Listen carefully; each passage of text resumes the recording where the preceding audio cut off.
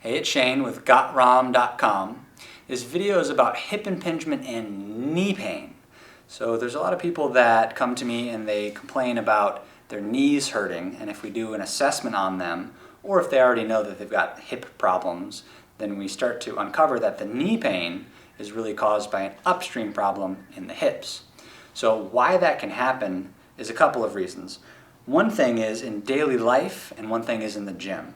So in daily life, when people are, say, walking upstairs or stepping up onto things, they don't have clean hip range of motion, and therefore they compensate, and all the stress goes to the knee. So let me show you what I'm talking about.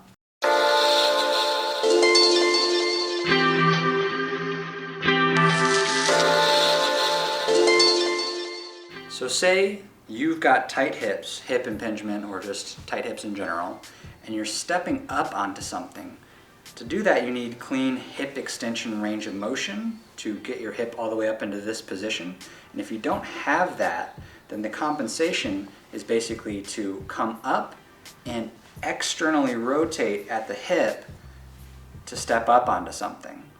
Now, when I do that, all of a sudden my knee is in kind of an open, unlocked position where it's like this, and if I do that repetitively over and over again, there can be some stress on the knee.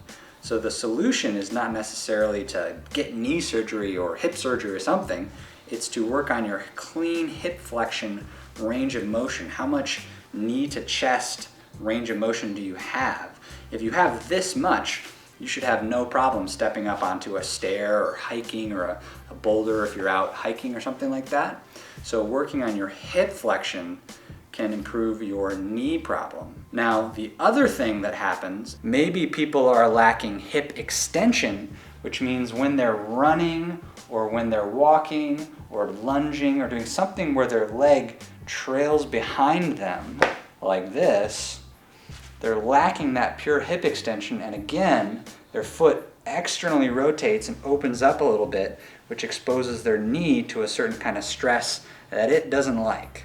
So whether someone is lacking hip flexion range of motion or hip extension range of motion, it can bleed down into the knee. But with simply working on your glutes and hamstrings and the activation of your hip flexor muscles to get a cleaner hip extension, or freeing up your quads and your iliacus and your psoas into extension, you can take some of the stress off of the knee and avoid an unnecessary knee surgery.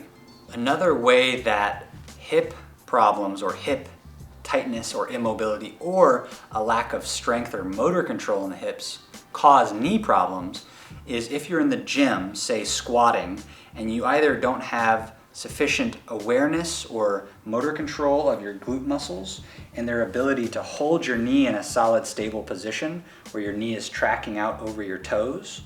If you are lacking that strength or that motor control, then often the foot spins out and the knee collapses in while you're squatting, which unlocks the knee and causes a lot of knee pain here.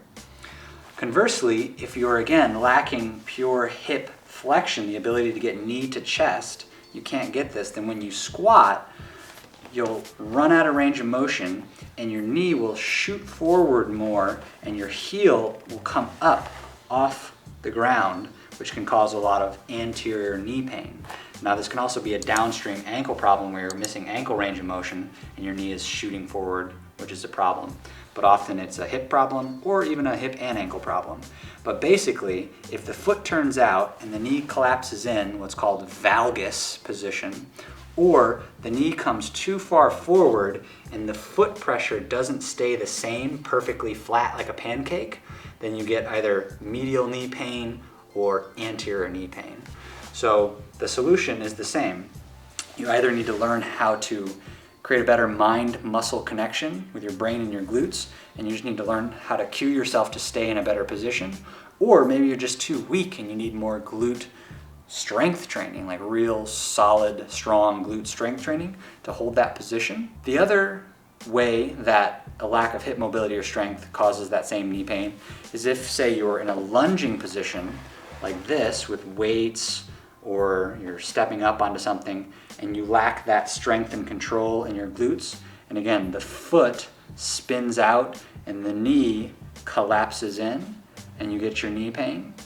That's another way that when you're in the gym and a lack of glute strength and stability causes your knee pain. So there's lifestyle reasons why your knee pain is caused by your hips, and there's movement errors in the gym for why your hip is causing your knee pain. So obviously, how do you improve hip flexion and hip extension is a big topic. That's why we've got hundreds of videos on this channel about hip mobility, and we've got several programs about fixing the hips. But I wanted to make this short video for you so you could see that sometimes a knee problem is actually an upstream mobility range of motion problem. So, hope that was helpful. See you in the next video. Yeah, be cool, just move with the groove. No funk in here, the beat way too smooth. Yeah, let's just do what we came to do.